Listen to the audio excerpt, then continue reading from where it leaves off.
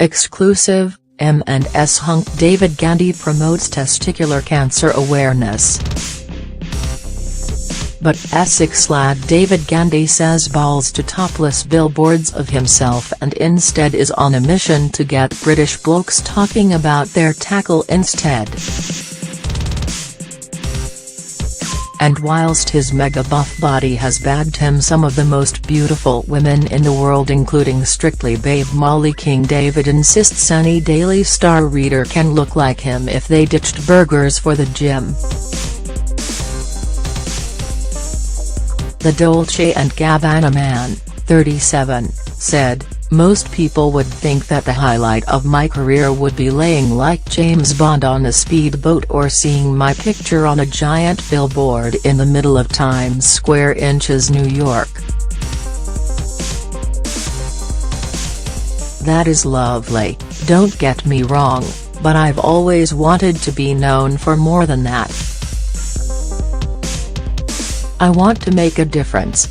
Bill Rickey-born David admits he wasn't born a hunk and was bullied as a kid for being overweight. "You can see pictures of me when I am younger and you wouldn't believe I am the same person. I want to make a difference." David Gandy: "I was a little fat teenager. I always say any Daily Star reader could look like me. But it's really hard work.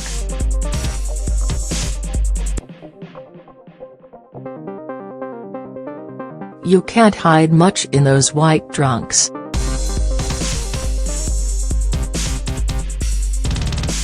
Everything is focused on them.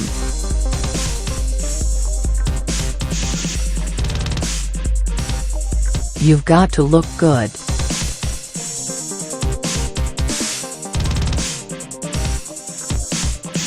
I lift weights, processed meats and packed foods are out and there's lots of good nutrition." Rummage and David says he'd rather blokes follow his lead and play with their balls at least once a week. And it's all for a good cause.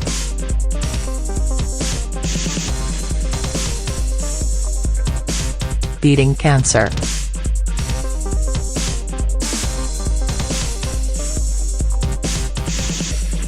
Men are pretty useless at taking their health seriously, but, look, your balls are right there. He laughs. Have a rummage down there, men do it anyway.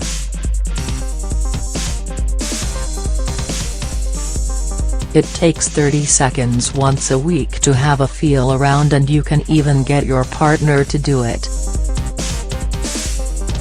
How good would that be? Then if everyone is checking, we have more chance of taking care of ourselves." He has long been a supporter of male cancer charity One for the Boys, and today he's manning the phones at British fashion brand London Sock Company, which is donating 10% of sales to the cause in the run-up to Christmas. And David, who also has a range for M&S, admits seeing personally the devastating effects of cancer in his own family encouraged him to become an ambassador for the cause. "I have had cancer in my family and it's totally devastating," he says. "I lost my uncle and my 2 grandparents and my mum lost her brother and her 2 parents. And that was only within 18 months of each other. It really did affect the family.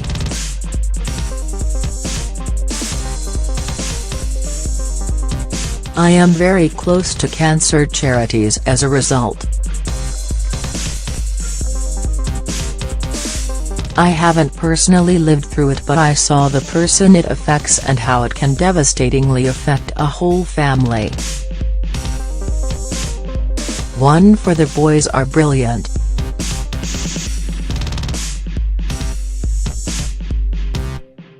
Samuel L. Jackson, who is also an ambassador, kindly retweeted everything for us the other day, so we were thrilled.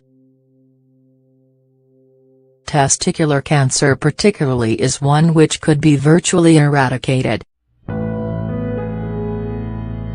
No one should die from it because it is one that can be detected so easily by just testing yourself, going to the doctor, and it's easy to treat.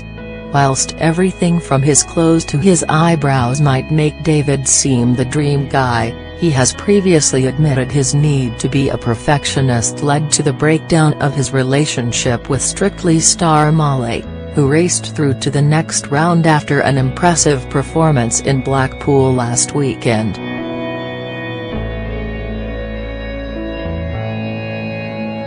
Of the Saturday's singer, who he left heartbroken in 2016, he had revealed, "My perfectionism in life can make things difficult. I know my ex-girlfriend struggled.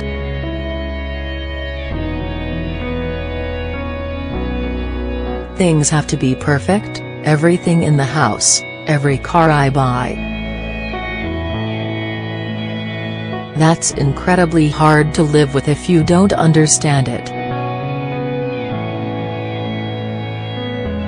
But if either a relationship or my work must suffer, then I'm afraid it has to be the relationship." David is dating criminal barrister Stephanie Menderos, who he has been with just over a year, and admits he prefers a quiet life away from the showbiz circus. "I've got to the age where I'm staying in, I'm not out, I'm properly in, I've got my jogger pants on and my vest," he says. "I love cooking, I love dates, and being with my girlfriend. We like to keep things romantic all the time.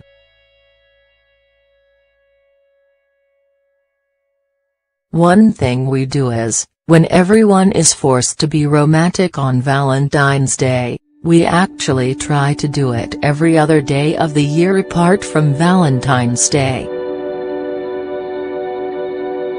I just love cooking and opening a bottle of wine.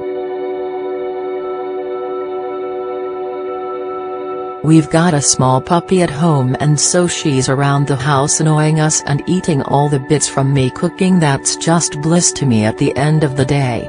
David is also an ambassador for several other charities, and understanding mental health is just as important to him. "I've definitely learned over the years to be more open with people about how I feel," he reveals. "Just having a chat with someone stops things building up. Men are useless at talking about their feelings and always keep things bottled up. I was the same, I would rather argue with my mates about sport or talk about cars. Through the media and TV we are brought up with images of how to be a man and that it isn't cool to talk about your problems, you just carry on.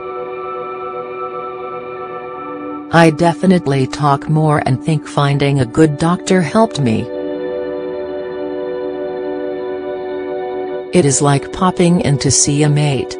Whilst he doesn't think he was depressed, he admits, everyone has down periods. It's working out whether that is depression or some kind of mental health issue.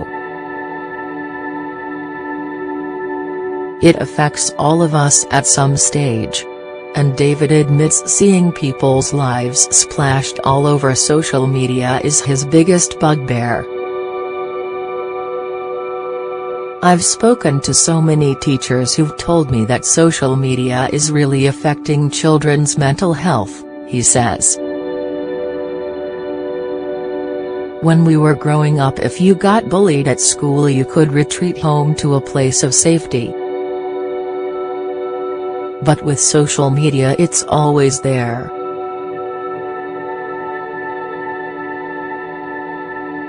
People have a constant need for gratification and they are looking at people's lives online who look so great. There are regulations for alcohol and drugs, but we don't really have anything like that for social media, which, for me, can be as damaging.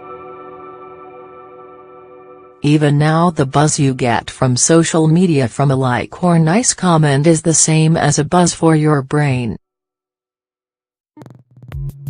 So it's no wonder we're so affected and hooked by it. I'd much rather live in the real world.